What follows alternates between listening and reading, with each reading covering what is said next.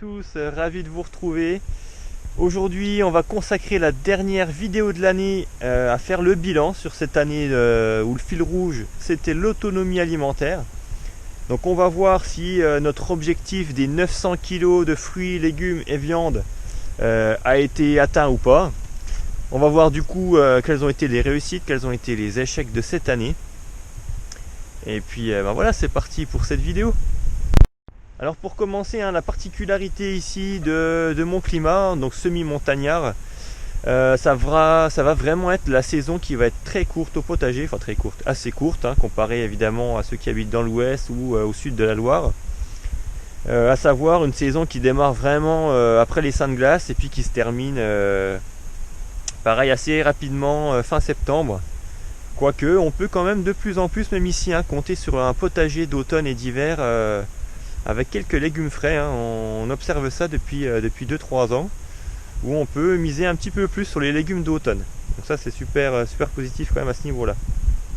Alors côté légumes, on s'était fixé donc 400 kg de production de légumes. On est arrivé effectivement à cette quantité là. Alors réparti comment, environ 80 kg de courges, à peu près 150 kg de pommes de terre, à peu près 30 kg d'aliacées avec les poireaux, l'ail, oignons, échalotes. Et puis qu'est-ce qu'on a eu d'autre, les courges je l'ai dit. Tout ce qui est betterave, carottes, là on est arrivé à peu près aux alentours des 20 kg. Et puis pas mal d'autres récoltes en tout genre, artichauts, là si je regarde autour de moi, oui des choux, artichauts, etc. Voilà, on est arrivé sur un total d'environ 400 kg. Alors les bonnes surprises principalement cette année, ça va être au niveau des pommes de terre, puisqu'en général mes amis les campagnols sont souvent là pour me grignoter une bonne partie de la récolte. Là cette année ils ont été plutôt sympas, mais bon ils se sont quand même rabattus sur d'autres légumes dont je vais vous parler juste après. Donc voilà, bonne production de pommes de terre, carottes, betteraves, ça a vraiment très bien produit aussi. Là par contre au niveau des carottes, là c'était beaucoup plus compliqué. Il y a bonnement 2/3 de la production qui a été anéantie à cause des campagnols. Et puis là où il y a eu le plus de dégâts vraiment à cause de ces rongeurs, c'est pour les courges. Tout ce qui va être donc toutes les courges, les melons, les potirons, potimarrons, etc. Là on a eu vraiment beaucoup de plants qui ont été complètement grignotés. Ça serait donc aux alentours d'une petite centaine de kilos ce qui a pu être mangé au niveau des plants, tout ce qui a pu être anéanti. Donc voilà, d'ordinaire j'étais pas trop attaqué à ce niveau là, les courges étaient en général plutôt laissées de côté comme les tomates. Mais là cette année voilà, ils m'ont laissé tranquille sur les pommes de terre. Et puis ils sont plutôt rabattus sur toutes les racines des courges, ce qui était plutôt étonnant, mais bon voilà, bon, on a encore largement de quoi faire, on a quand même réussi à avoir 80 kg de courges. Voilà, on tablait plutôt sur les 200 kg, c'est vrai que c'est une production que j'aime bien faire en surplus pour soit revendre, soit échanger, etc. Que ça pousse vraiment très bien ici. Voilà, cette année on s'est rabattu sur d'autres choses. Donc voilà, bonne production sur certains, et puis voilà, petits dégâts ou gros dégâts sur d'autres. Côté légumes. Donc à l'image là vous avez les images du mois de mars. Donc on voit que là à la mi-mars le potager est encore bien désert, les vivaces sont encore endormis. Il y a vraiment que dans la serre où on va avoir dans cette petite serre de 10 mètres carrés qui va être en activité avec les premiers semis. Alors bien souvent ceux qui me suivent sont surpris de cette grosse différence qu'on a entre le mois de mai et le mois de juin, puisqu'effectivement la particularité ici c'est qu'on va quasiment tout semer en même temps du fait des gels tardifs. Alors cette saison ne m'a pas fait non plus mentir, puisque on a bien eu en début du mois de mai une période de 6-7 jours où on était aux alentours des -4, -7 degrés. Et donc une fois de plus, on a encore perdu pas mal de choses. C'est principalement la vigne qui a souffert cette année. Et puis également quelques légumes que j'avais tenté de planter de façon un peu précoce. Des pommes de terre qui ont vu leur feuillage anéanti. Alors ça ne les empêche pas de pousser par la suite, mais bon, on a quand même pas mal de difficultés à avoir des beaux plants une fois qu'ils ont pris un bon coup de gel sur la tête. On a eu des maïs aussi qui ont pas mal souffert du gel, mais bon, ça dans l'ensemble, là je suis quand même assez habitué, donc je sème pas grand chose quand même qui craint le gel avant les seins de glace, avant la fin des seins de glace.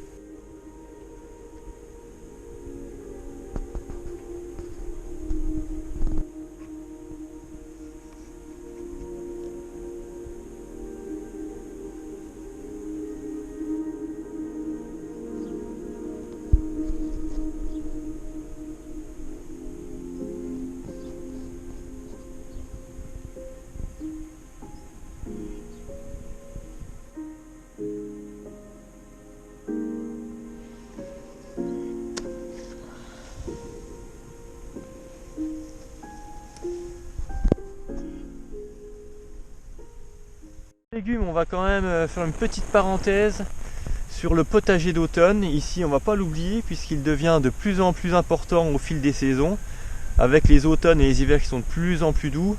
Ici, même dans le nord-est, on compte de plus en plus sur la production de légumes frais sur la période automnale, voire même hivernale, puisque là on est quasiment début janvier, fin décembre, et on voit qu'un simple petit voile d'hivernage permet finalement d'avoir encore des légumes frais. Alors là on a des navets,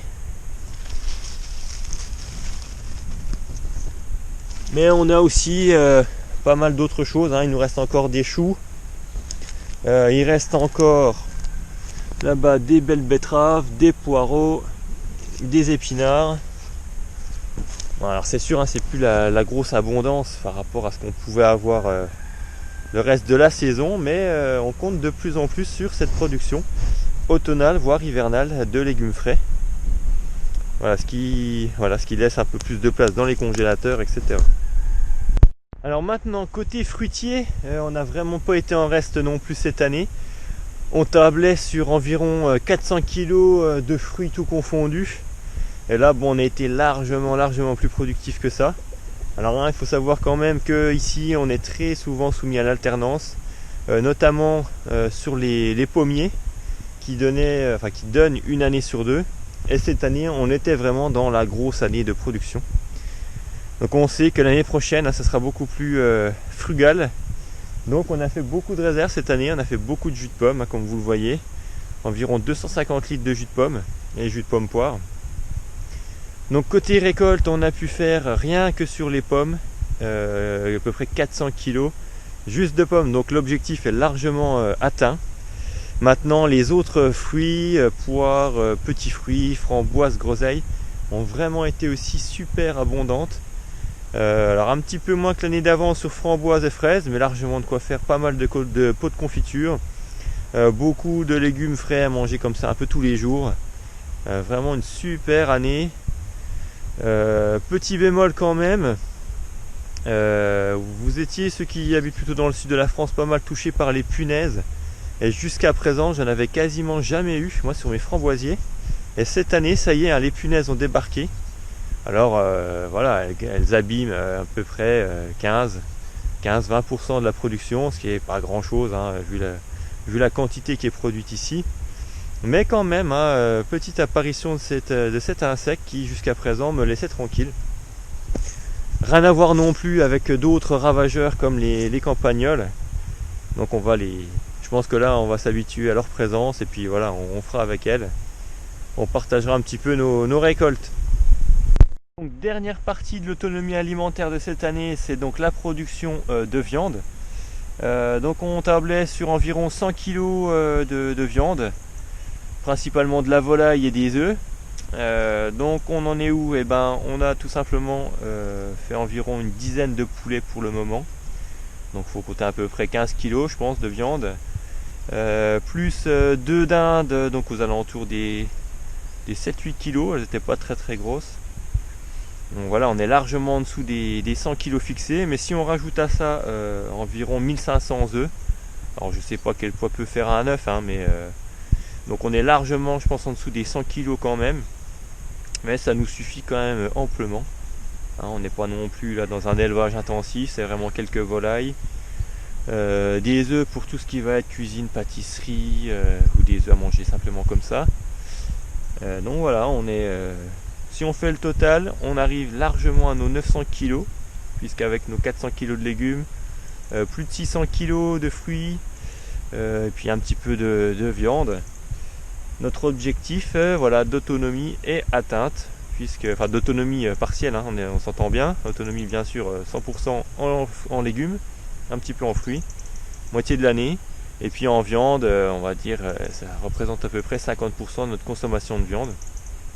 Donc voilà, on n'est pas trop viande, on en mange beaucoup moins qu'avant. Et puis on essaye d'avoir de la meilleure qualité. Donc notre production perso, et puis on a un agriculteur bio qui est pas très loin, qui fait du bœuf bio. Donc voilà, ça suffit pour notre consommation de viande à l'année. Alors on va finir la vidéo au pied de ces artichauts là qui sont bien protégés pour passer l'hiver convenablement. On a ici 4 à pied, voilà, sous des plaques de fibres de verre un peu paillées. C'est vraiment pas le légume qu'on peut cultiver facilement ici, mais bon, on arrive quand même à avoir des beaux artichauts du coup en les protégeant un petit peu. Donc si comme nous l'autonomie alimentaire c'est quelque chose qui vous intéresse, à laquelle vous allez essayer de tendre, et ben bonne nouvelle, même si vous maîtrisez pas grand chose, il n'y a rien de compliqué. Vous pouvez très bien vous lancer petit à petit. Alors bien sûr en commençant petit, hein, on n'y arrive pas à l'autonomie alimentaire comme ça du jour au lendemain. Ici nous ça fait 7-8 ans hein, qu'on tend vers ça et qu'on augmente petit à petit nos surfaces cultivées. Voilà, au niveau des techniques, etc. Donc n'hésitez pas aussi à vous abonner à la chaîne pour voir un petit peu les astuces, comment on fait, à quelle période on plante, on sème, etc. Et puis concernant les échanges de graines, hein, si vous êtes toujours intéressé, il me reste encore un petit peu de graines sur pas mal de variétés. Donc vous pouvez toujours me contacter hein, à l'adresse mail qui est sous la vidéo, que je vous explique un petit peu comment procéder si vous êtes intéressé par des semences que je produis ici sur le terrain.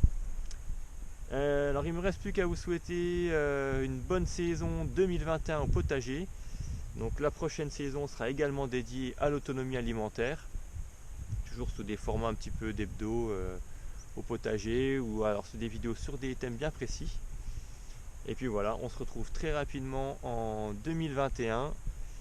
Il y a déjà 2 vidéos qui sont prévues, donc je vous en reparle très très bientôt. Allez, ciao, bye bye.